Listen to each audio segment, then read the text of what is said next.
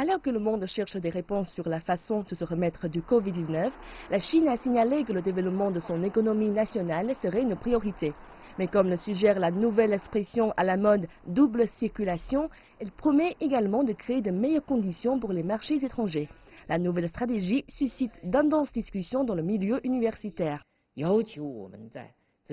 Au cours de changements majeurs jamais vus en un siècle, la double circulation appelle à construire de nouveaux modèles, de nouvelles plateformes et une nouvelle compétitivité en termes d'ouverture.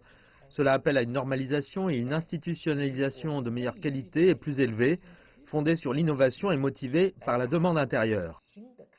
Il s'agit donc d'une stratégie visant à mieux servir le monde, à mieux répartir les ressources sur les marchés intérieurs et étrangers, ce qui est tout le contraire de l'isolement et du découplage. Selon les experts, les ressources et les politiques de la Chine seront ciblées sur la stimulation de la demande intérieure ainsi que sur l'innovation technologique.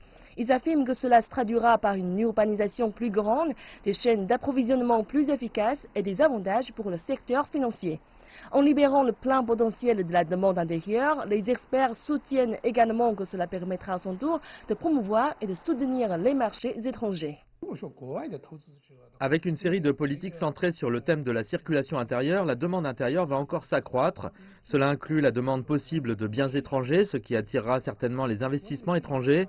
Il devrait donc s'agir d'une plus grande et d'une meilleure opportunité pour les investisseurs et d'un meilleur accès pour les produits de base.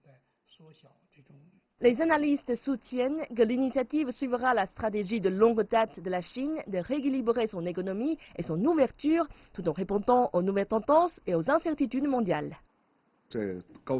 Les zones de libre-échange et le développement des ports de libre-échange devraient non seulement se concentrer sur la réduction des obstacles à l'accès au marché, mais aussi tenir compte de la tendance actuelle de l'intégration économique régionale et mondiale afin d'élaborer des règles et des systèmes de gestion pertinents. Dans nos futures négociations sur l'intégration économique régionale, nous devrions accorder plus d'attention aux règles économiques. La poursuite de l'ouverture de l'industrie financière devrait avoir une importance plus stratégique afin que davantage de capitaux puissent activement affluer sur le marché financier chinois, puis soutenir la montée durable de l'économie chinoise. Des efforts sont déjà en cours dans tout le pays pour faciliter la circulation économique intérieure et l'intégrer à l'économie mondiale. Et il est promis que la stratégie vaguement définie sera bientôt concrétisée plus en détail.